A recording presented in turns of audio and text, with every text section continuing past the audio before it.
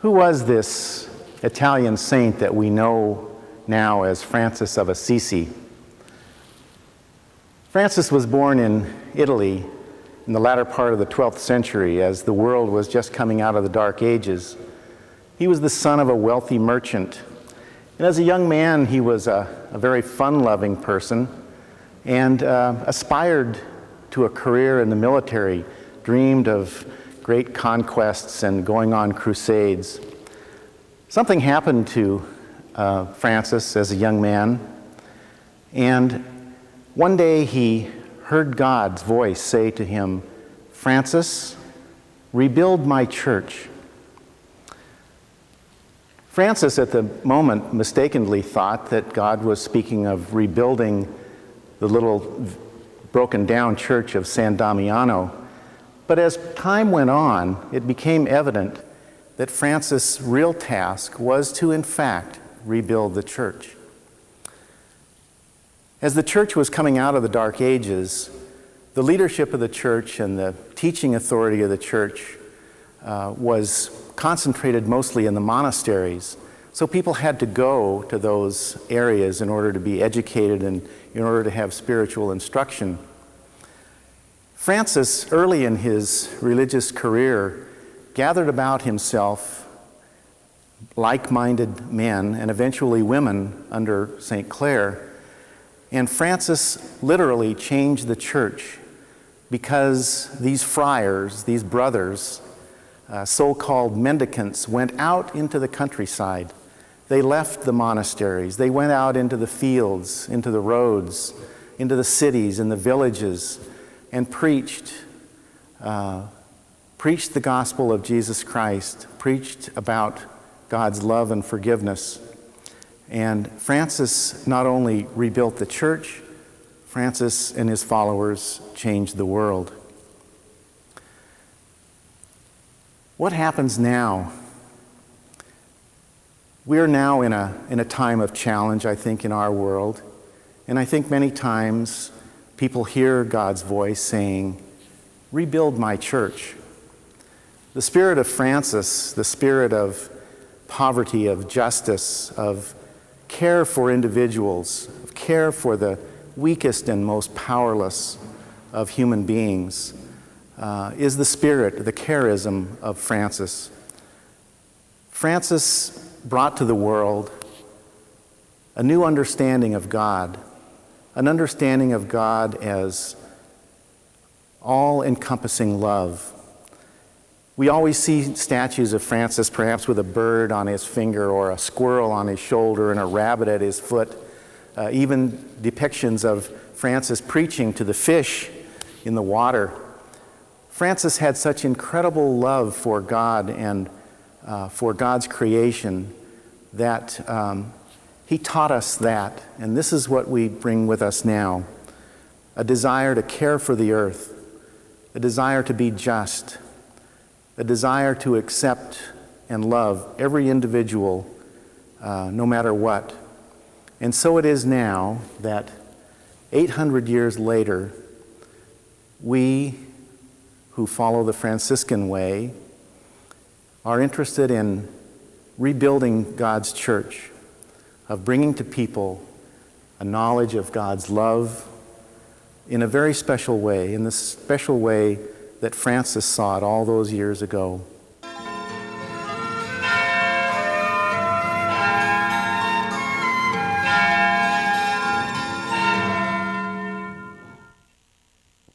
When James Marshall presented his first gold nugget to Captain Sutter here at the fort and sparked what became the great gold rush of California history, little did either of those men suspect that within 50 years, this fort would be located in a brand new suburb of East Sacramento, and surrounding them would be hundreds upon hundreds of European immigrants, first generation and second generation settlers and their descendants, who would build a neighborhood and who would need churches.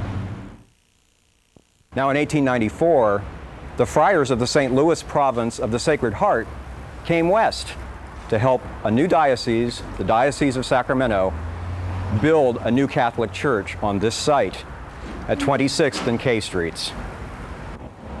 By 1910, as the Mission Revival architectural style was in great sway across the West, Brother Adrian Weber, who had designed the original wooden German Baroque church, set about building this grand, massive tribute to the old Spanish missions that is today's St. Francis of Assisi Church.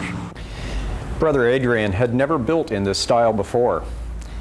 In all the churches and all the facilities that he'd ever built for the friars from St. Louis to the West, he focused on the Germanic tradition. Everything looked as if it would in Germany, in Bavaria. And yet here, he employed stucco, espadañas, parapets, tile, all the grand symbols of Mission Revival architecture as a tribute to the roots of the California friars. Before 1906 and the Great San Francisco earthquake and fire, California's grand state capitol building was probably the tour de force of architectural wonder in Sacramento. The original woodwork and staircases in the state capitol became surplus, though, just about the time of the earthquake and fire. And in that process of enlarging the capitol inside to have more floors, all that grand woodwork that had been carved painstakingly by hand was removed. Coincidentally, the friars of St. Francis found a treasure trove of ready-to-cut, ready-to-modify woodwork to place in their new church. They found themselves at the door of the state capitol, hat in hand. Little cash, perhaps. But today, we have the original 1867 to 1869 woodwork from the California State Capitol here in St. Francis. Well, when Brother Adrian found himself awash with great old walnut, redwood, and primavera woodwork from the old state capitol, I think he sensed a classic sense that would come from that architecture at the state capitol. And from there, he saw not a mission interior, not at all. Rather, he went back to the Italian Renaissance with overtones of German Baroque, and with that, created a wonder of interior design. Probably one of the most exuberant examples of architecture, religious or otherwise, not seen since the Capitol was built in 1869. In 1910, when the Sacramento Bee reported the grand opening of St. Francis of Assisi Church, they talked about the greatness of the interior. They talked about the all-electric lighting, which was not quite true. There was gas lighting to back up the original system. The city clearly didn't quite trust its new electrical system, even though it had been in place about 20 years. At the same time, they also glorified the frescoed interior. It's not frescoed at all. It's entirely stenciled. Now, stencils have become popular again, but the artisans that worked in St. Francis, also from Bavaria and from the eastern United States, who were brought out to do just the work you see today, had hand-cut literally thousands of individual pieces of stencil work in cardboard and paper, and layer upon layer of color was applied to these walls. And on top of that, probably a good 50 or 60 pounds of 24 karat gold to provide highlights, glorious richness, so that when the eye wandered in prayer or in peacetime, just a serenity period, the soul, as much as the heart and the mind, would be elevated to the beauty of artwork in the grand tradition. As October of 1910 rolled around, the new parishioners of St. Francis of Assisi Church watched in wonder as their church got ready to open its doors for the first time. Amidst the joy, there was probably some doubt, some trepidation, for the numbers were beginning to become apparent as to what this building was going to cost them. $100,000 was the total figure, give or take a few cents. Now let's think of what that number means. In 1990 dollars, $100,000 doesn't seem like much. It seems impossible to believe that this could come from that figure. But let's think of it in what those dollars meant in that day. when 5 cents was a streetcar ride across town, when $1 bought a meal for a whole day. $4,500 bought the paintwork inside this building. $9,100 paid for all the stained glass. But those numbers had not been fully paid. The people had to start coming up with more than just the collection. But it didn't bother them. They realized that this was money well spent.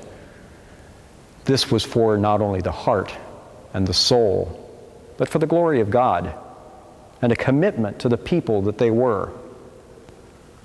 Some of that money paid for newness. But where the money fell short, oldness came into play. The original marble baptismal font from the 1894 church came in for the ride. Today, it is the sole source of holy water amongst the present people of St. Francis. From here, we remember our baptismal vows, and from here, we remember our past. Legend has it, and the chronicles dictate, that Brother Adrian, who had entered life as a friar late in his 40s, was also a cabinet maker, a wood carver. It was that training that he had received before he became a friar. And again, legend tells us that this altar and a few other pieces of woodwork in the church were carved by his own hand. Now, originally, when this was in the old church, and into its early years within the parish before 1920, the altar was finished in its original hardwood and softwood configuration with stain and varnish. Evidently, the parishioners always felt that it was a temporary piece, and as such, never really dedicated themselves to more than making an occasional pledge drive for a permanent marble altar. But the numbers never added up.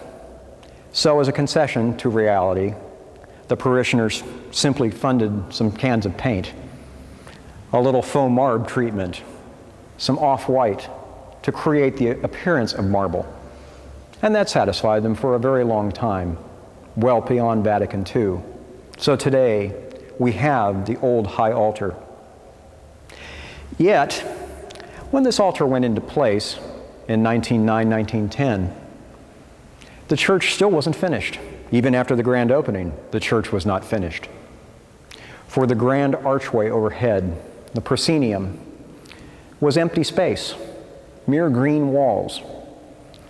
And it wasn't until 1938 that the finishing treatments got done. Franz Meyer Studios of Bavaria was contacted, for they had done the original glasswork in the church. And they had some cartoons of the ornamentation that was designed but never installed. Joseph Meyer, the principal of the company, also came west at this point, and for $3,900 in very precious 1938 post-depression dollars, the parishioners saw to it that the church was finished.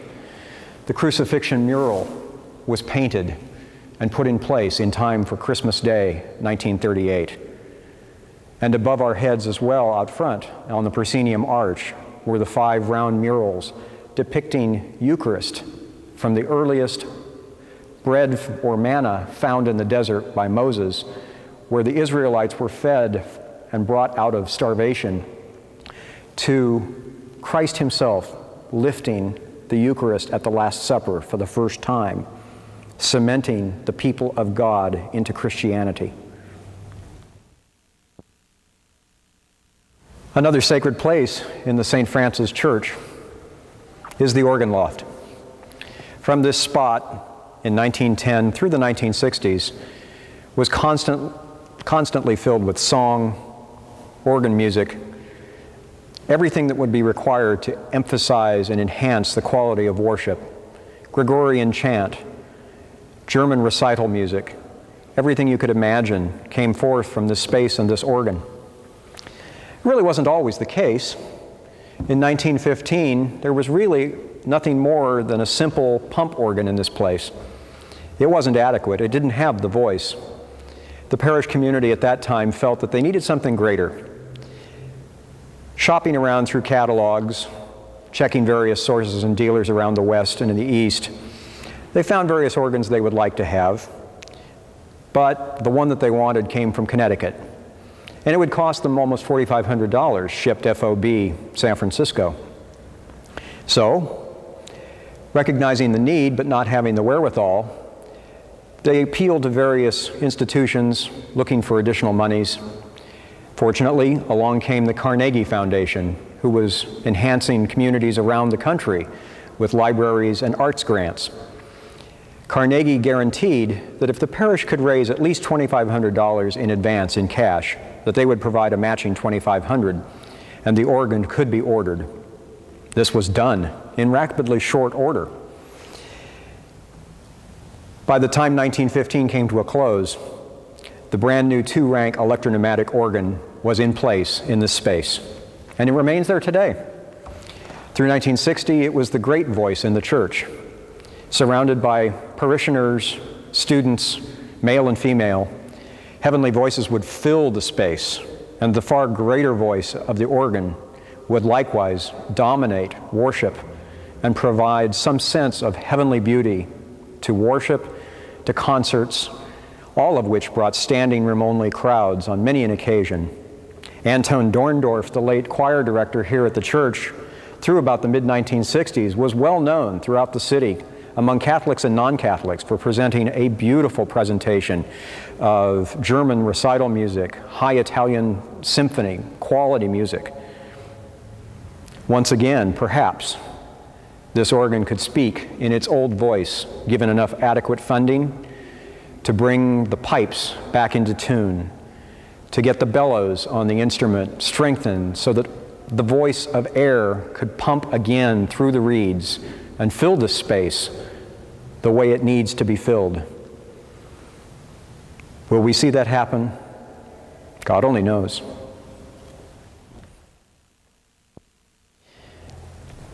St. Francis was based on the cruciform plan in the great tradition. Behind me, the old sanctuary forms the head of the cross. To my left, one leg of the cross. To my right, the other. The new sanctuary stands within the transept of the church, the old word meaning the center, where both parts cross. Down the main aisle is the long leg of the church. And if one really looks very closely at the way this building has been laid out, one can actually see the cross of San Damiano, which is being used today as the processional cross. The space that I'm standing in today, the new sanctuary as we refer to it now, was once filled with pews that ran all the way to the communion rail that separated the people from the priest and the sacred liturgy. After 1964 in Vatican II, a new table was placed before the people, and the priest was to face the congregants and to be among the mass of people worshiping the Mass. Motion is still important at St. Francis Church. This is a people on its feet and not on its knees. This is a people who understand the great joy of being a part of the risen and living Christ. This is a people who are the risen and living Christ on their feet, out among the people, and among themselves, living and worshiping the one God with great joy in the great tradition, knowing who they are and what they're about.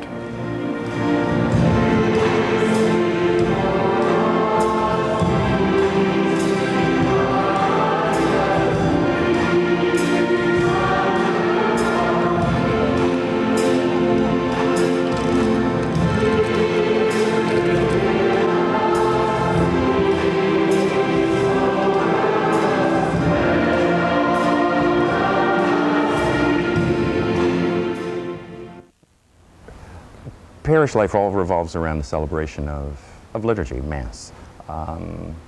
And at the heart of liturgy is calling people together in a community, a worshiping assembly, to give praise and glory to God.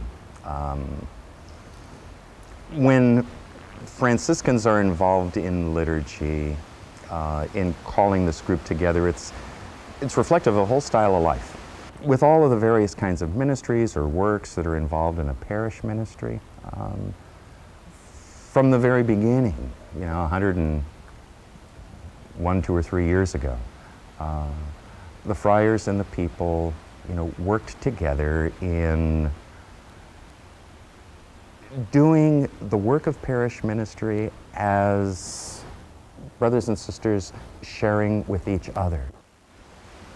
What we do as Franciscans is to go about leaving our home to do work. Here the work is parish ministry, but when the work is done, to come home and share a life with each other as community. Just like everyone else in our parish goes about a life of doing some work and going home. A lot of people who approach the friars or have contact with them really see them as a symbol, either a symbol for a religious symbol, their tunics, their belts, even their sandals are symbols to these people, whether they're a priest or a brother as a symbol. But what's really impressed me is their humanity, the fact that they become perplexed and that confounded and struggle with the mundane things, the same things that I struggle with. God to me is this concept that I can't even comprehend. But the friars spend a lot of time in prayer, meditation, in ritual, and so that's something that's very familiar to them, it's very common to them. But sometimes the mundane things, the secular things, are things that they have trouble with. Not trouble with, but things that they struggle with. So it impresses me that it's their humanity that I really have something in common with. Our experience of life in community isn't a life with a rule of life that is kind of imposed from someplace else. Our life is a life lived in the shared struggles of everyone else in the world, enlightened by trying to live the gospel life. It's a life that allows us to share our kind of struggles with the folks to whom we minister and share life, say here in the parish, that the kinds of struggles they face and share with us enlightens our lives as well. So it's a mutual sharing of trying to be disciples of Jesus in the world today. People drive incredible distances to just be here because they feel at home. Something clicks when they're here at St. Francis during a Sunday liturgy, Sunday Mass. Ministers from other Christian denominations who, when they have a guest pulpit speaker at their parishes, will take the time to come here to worship because they feel at home here. The sense that somebody necessarily has to be Roman Catholic to feel at home here doesn't exist. Folks just feel at home here because everybody treats each other pretty much and sees each other as brother and sister and as basically good. I grew up in Sacramento, and as a small child, we came here to the late Mass. And it was always a mysterious place, extremely mysterious place, very big, the big altar, the priest with his back to us, the sounds, the music. And as I got older, we really didn't come to this parish anymore. We stayed in our own local parish. And then in high school and college, I rediscovered this place. And there was a mystery about this place, the Franciscans. How shall I say it? The love for people. It was really that we called the priests by their first names. And that was something I wasn't used to at all. And so in college, I became very involved here. It was before the renovation of the church, and it was much plainer in some ways than it is now, but there were lots more statues and candles, and I came to daily Mass here and began to be part of this community. It was while being a part of this community that I made the decision to be a Franciscan sister. Franciscan spirituality is a particular flavor of Christianity. There's a love for the individual, an understanding that the individual is very much beloved by God. And although we are part of a community and part of a whole, that the Franciscan always starts at the very individual, personal level. And in that finds the way the person fits into the community, the way the gifts move together to create the whole. And so there's a whole lot of a different emphasis, if you would say, than the structure. It's not like we start with the outside structure and the box, but we start from the individual and who's there in front of us, and we work from that. What we try to do at St. Francis with the liturgy is to keep it not inside these walls, but to send people forth into the community, fed and nurtured, to bring the good news of Christ to the whole of the city of Sacramento and beyond. And that's really what the liturgy is about. It comes from the Greek word liturgia, which means the work of the people. And in this parish, we understand that work to be reaching out to those who are sick and those who are marginalized and those who are not able to be in complete communion the way they'd like to be. The richness of our experience as human beings really lies in sharing our involvement with mystery, the mystery of life, all of the mysteries of life with each other. When we become involved with mystery, it gets like larger and larger and larger and larger until it includes actually everything that is. I mean, everything that is. And it's at sharing mystery that we're at our best. It's really, really hard to be inside this building where all of the joy of life of the people who built this church building in the first place put into the walls and windows, without feeling that reflected in ourselves a little bit, that it's not just the building that's beautiful, it reflects, us and me, who's beautiful.